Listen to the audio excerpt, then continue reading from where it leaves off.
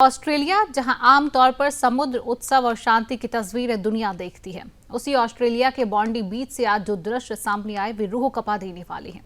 त्योहार मना रहे लोग, समुद्र किनारे उमड़ा उत्साह और अचानक गोलियों की तड़तड़ाहट, चीख पुकार और रेत पर बिखरी लाशें। यह कोई फिल्मी दृश्य नहीं है, यह ऑस्ट्रेलिया के सिडनी स्थित नॉर्थ बॉन्डी बीच की सच्चाई है, जहां यहूदियों का धार्मिक त्योहार मनाया जा रहा था और उसी दौरान दो हमलावरों ने अंधाधुंध फायरिंग कर दी। दरअसल यह फायरिंग उस समय हुई जब समुद्र किनारे बड़ी संख्या में लोग इकट्ठा थे। यहूदी समुदाय के लोग अपना हनुक्का नामक त्योहार मना रहे थे। इसी बीच दो हमलावर अचानक सामने आए और उन्होंने हाई पावर हथियारों से गोलियां बरसानी शुरू कर दी। सोशल मीडिया पर सामने आए वीडियो इस हमले की भयावहता को साफ दिखाते हैं। वीडियो में देखा जा सकता है कि कैसे लोग रेत पर जान बचाने के लिए इधर उधर दौड़ रहे हैं। गोलियों की तेज आवाजें लगातार सुनाई दे रही हैं और माहौल पूरी तरह अफरा तफरी में बदल गया है। एक अन्य वीडियो में काले कपड़े पहने दो युवक दिखाई देते हैं जो सड़क पर खड़े होकर हाई पावर हथियारों से फायरिंग कर रहे हैं। हथियार शॉटगन जैसे प्रतीत होते हैं। आसपास मौजूद लोग चीखते चिल्लाते हुए भागते नजर आते हैं। यह दृश्य किसी भी युद्ध क्षेत्र से कम नहीं था। इस फायरिंग में कम से कम 10 लोगों की मौत की पुष्टि हुई है। बीच पर शव बिखरे हुए देखे गए, कई लोग गंभीर रूप से घायल हुए हैं। पुलिस और आपातकालीन सेवाएं तुरंत मौके पर पहुंची और पूरे इलाके को सील कर दिया गया। पुलिस ने कार्रवाई करते हुए एक हमलावर को मौके पर ही गोली मार दी, जबकि दूसरे हमलावर को पकड़ लिया गया है। फिलहाल दोनों को पुलिस की हिरासत में बताया गया। पुलिस ने लोगों से घटना स्थल से दूर रहने और आधिकारिक सूचनाओं का पालन करने की अपील की है। वास्तव में यह घटना ऑस्ट्रेलिया के इतिहास में बीते 30 वर्षों की सबसे बड़ी मास शूटिंग मानी जा रही है। इससे पहले 28 अप्रैल 1996 को तस्मानिया के पोर्ट ऑर्थर में भीषण नरसंहार हुआ था, जिसे पोर्ट ऑर्थर नरसंहार के नाम से जाना जाता है। उस घटना में मार्टिन ब्रायंट नाम के व्यक्ति ने 35 लोगों की हत्या कर दी थी और 23 लोग घायल हुए थे। उसी घटना के बाद ऑस्ट्रेलिया में सख्त गन कंट्रोल कानून लागू किए गए थे और उसके बाद इस तरह की घटनाएं बेहद दुर्लभ हो गई थी। इसीलिए बॉन्डी बीच की यह घटना पूरे देश को झकझोर रही है। खुद प्रधानमंत्री एंथोनी अल्बनीज ने इस पर गहरा दुख जताया है। उन्होंने कहा कि बॉन्डी के हालात बेहद भयावह और दिल दहला देने वाले हैं। प्रधानमंत्री ने अपने बयान में यह भी कहा कि पुलिस और इमरजेंसी स्टाफ मौके पर मौजूद है और लोगों की जान बचाने के लिए हर संभव प्रयास किए जा रहे हैं। उन्होंने पीड़ितों और उनके परिवारों के प्रति संवेदना व्यक्त की है। अल्बनीज ने यह भी जानकारी दी कि उन्होंने न्यू साउथ वेल्स के पुलिस कमिश्नर और गवर्नर से बातचीत की और जैसे ही अधिक जानकारी उपलब्ध होगी जनता को अपडेट दिया जाएगा। साथ ही लोगों से पुलिस के निर्देशों का पालन करने की अपील की गई है। इस बीच सिडनी मॉर्निंग हेराल्ड की रिपोर्ट ने घटना की गंभीरता को और गहरा कर दिया है। रिपोर्ट के अनुसार मौके पर मौजूद लोगों ने कम से कम 50 गोलियों की आवाजें सुनी, जिसके बाद दहशत में लोग इधर उधर भागने लगे। यह हमला उस समय हुआ जब हनुक्का उत्सव शुरू ही हुआ था। हनुक्का यहूदियों के लिए रोशनी और चमत्कार की स्मृति का पर्व है। ऑस्ट्रेलिया में यह त्योहार बड़े उत्साह के साथ मनाया जाता है। ऑस्ट्रेलिया में यहूदी समुदाय खासा मजबूत माना जाता है। विशेष रूप से सिडनी, मेलबर्न, गोल्ड कोस्ट और अन्य शहरों में हनुक्का जैसे आयोजन अक्सर पार्कों, सिटी सेंटर्स और प्रसिद्ध स्थानों पर होते हैं। इस साल हनुक्का का आरंभ 14 दिसंबर से हुआ है और उसी दिन बॉन्डी बीच पर यह उत्सव मातम में बदल गया। फिलहाल जांच पूरी तरह से जारी है। सुरक्षा एजेंसियां हर पहलू को खंगाल रही हैं और पूरा देश जवाब चाहता है।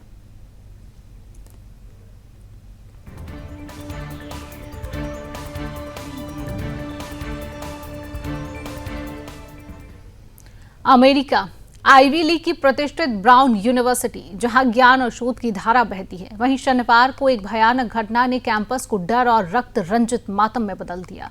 छात्र फाइनल परीक्षाओं में व्यस्त थे और अचानक एक काले कपड़े पहने शूटर ने ताबड़तोड़ फायरिंग शुरू कर दी। दरअसल इंजीनियरिंग विभाग की इमारत में फाइनल परीक्षाएं चल रही थी और उसी दौरान अचानक तेज गोलियों की आवाजें गूंजने लगी। छात्र और स्टाफ चीखते चिल्लाते हुए इमारत से बाहर भागे। अफरा तफरी और डर का माहौल पूरे कैंपस में फैल गया। इस हमले में कम से कम 2 लोगों की मौत हो गई और 9 अन्य लोग गंभीर रूप से घायल हुए हैं। घायलों में से 6 को आईसीयू में रखा गया था, लेकिन उनकी स्थिति अब स्थिर है। यूनिवर्सिटी के अध्यक्ष क्रिस्टीना पैक्सन ने बताया कि घायल सभी छात्र हैं। उन्होंने अधिकारियों द्वारा पूरे कैंपस और आसपास के ऐतिहासिक ईंटों वाली अमीर इलाके में कई घंटे तलाशी अभियान चलाने की जानकारी दी। प्रोविडेंस पुलिस के उप प्रमुख टिमोथी ओहारा ने कहा कि संदिग्ध एक पुरुष था। लगभग 30 साल के करीब, गहरे कपड़े और विस्मयकारी मास्क पहने हुए था। वही आखिरी बार इंजीनियरिंग बिल्डिंग से निकलते देखा गया। फिलहाल पुलिस उसकी तलाश में जुटी हुई है। प्रोविडेंस के मेयर ब्रेट स्माइली ने बताया कि इमारत के बाहरी दरवाजे अनलॉक थे, लेकिन फाइनल परीक्षाओं के लिए कमरे बैज एक्सेस से सुरक्षित थे। बावजूद इसके शूटर कैसे अंदर घुसा, ये जांच का विषय है। उन्होंने बताया कि शूटर ने हैंडगन का इस्तेमाल किया। घटना के समय छात्रों और स्टाफ ने कई घंटे लॉकडाउन में बिताए।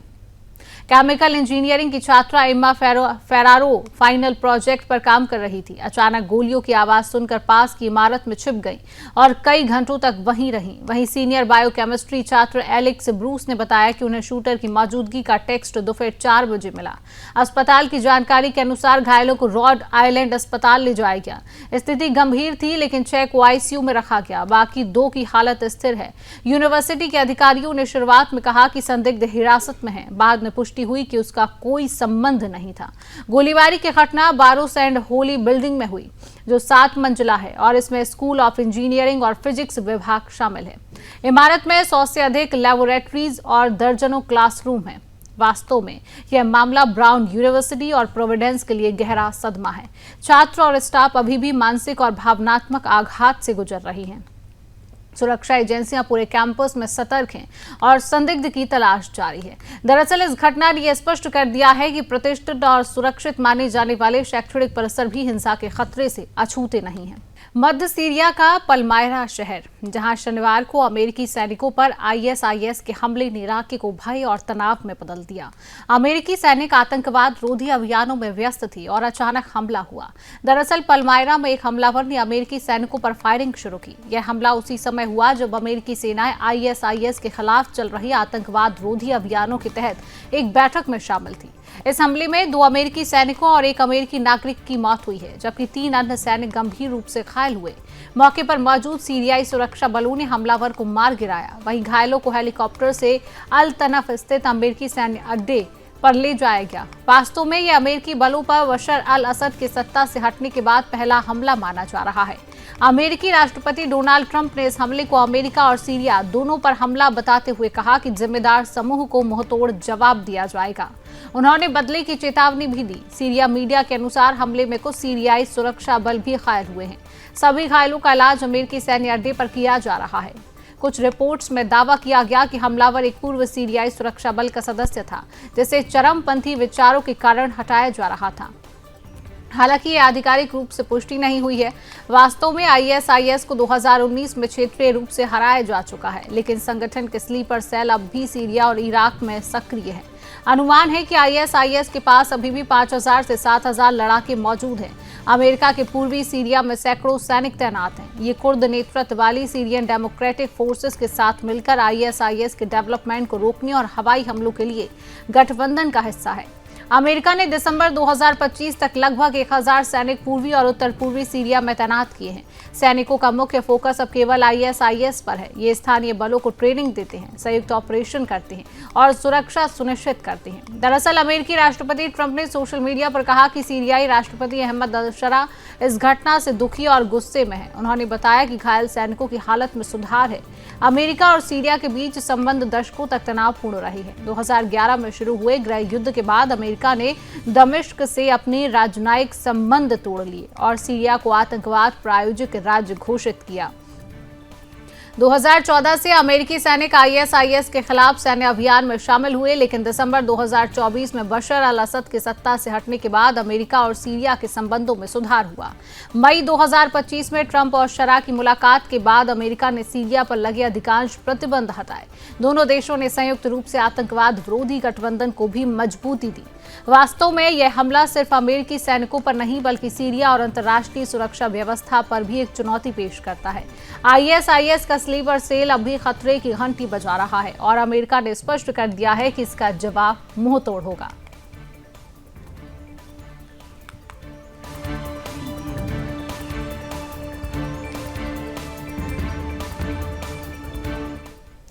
गाजा सिटी में शनिवार को इजरायली वायुसेना ने एक कार को निशाना बनाकर एयर स्ट्राइक की। इजरायली सेना आईडीएफ का कहना है कि इसी हमले में हमास के सेकंड इन कमांड रायद सैयद की मौत हो गई। आईडीएफ के मुताबिक यह हमला बेहद सटीक खुफिया जानकारी के आधार पर किया गया। इजरायल का दावा है कि रायद सैयद हमास की अल कासिम ब्रिगेड का शीर्ष कमांडर था। वह न सिर्फ हथियार बनाने वाले नेटवर्क का प्रमुख था, बल्कि अक्टूबर 2023 में इजरायल पर हुए बड़े हमलों की साजिश में भी उसकी अहम भूमिका थी। रिपोर्ट के अनुसार आईडीएफ ने साफ कहा कि सईद हमास की सैन्य क्षमताओं को फिर से मजबूत करने में जुटा हुआ था। इजरायली अधिकारियों के मुताबिक सीजफायर लागू होने के बावजूद रायद सैयद गाजा में हथियार निर्माण और संगठन को फिर से खड़ा करने का काम कर रहा था। इजरायल इसे सीधे सीजफायर का उल्लंघन मानता है और यही वजह है कि उसे हाई वैल्यू टारगेट के तौर पर देखा जा रहा था। आईडीएफ ने बताया कि उन्हें रियल टाइम खुफिया जानकारी मिली थी कि सईद गाजा सिटी के पश्चिमी हिस्से में यात्रा कर रहा है और इसी जानकारी के आधार पर तुरंत कार्रवाई की गई। इजरायली सेना का कहना है कि मौका हाथ से निकलने नहीं दिया गया। अरब खुफिया अधिकारियों के अनुसार रायद सईद पिछले करीब 2 वर्षों से ज्यादातर समय गाजा सिटी के नीचे बनी हमास की सुरंगों में छिपा रहता था। वह बेहद कम ही खुले में आता था। ऐसे में उसकी लोकेशन मिलना इजरायल के लिए बड़ी सफलता मानी जा रही है। यह हमला ऐसे समय में हुआ जब हाल ही में हमास के हमले में 2 इजरायली सैनिक घायल हुए थे। इसके बाद इजरायली प्रधानमंत्री बेंजामिन नेतन्याहू और रक्षा मंत्री इजराइल काट्ज ने सईद को निशाना बनाने के आदेश दिया था। अब नेतन्याहू ने बयान जारी कर कहा है कि इजरायली सैनिकों की मौत का बदला ले लिया गया है। दूसरी ओर हमास ने अब तक रायद सैयद की मौत की आधिकारिक पुष्टि नहीं की। संगठन का कहना है कि इजरायली ड्रोन ने गाजा सिटी के पश्चिम में नबुलसी जंक्शन के पास एक सिविलियन गाड़ी को निशाना बनाया। हमास का आरोप है कि यह हमला आम नागरिकों पर किया गया। गाजा के स्वास्थ्य अधिकारियों के अनुसार इस हमले में 5 लोगों की मौत हुई है, जबकि 25 लोग घायल हुए हैं। हमास इसे युद्ध अपराध और सीजफायर का उल्लंघन बता रहा है।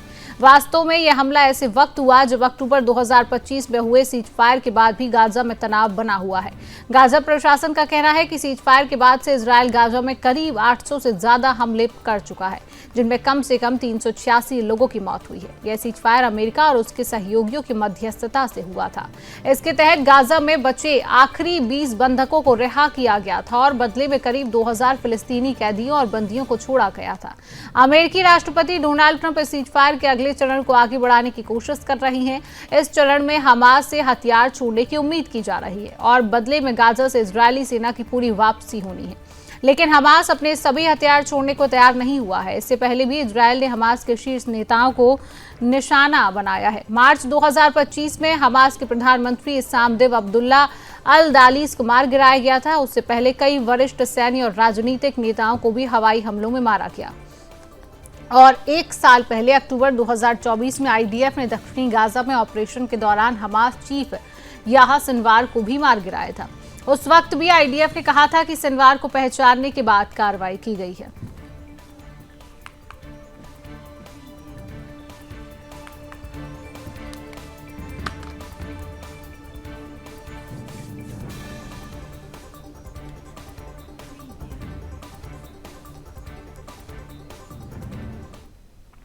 तो फिलहाल रुकेंगे एक छोटे से ब्रेक के लिए, कहीं मत जाएगा। ब्रेक के उस पार आपको दिखाएंगे जिहाद से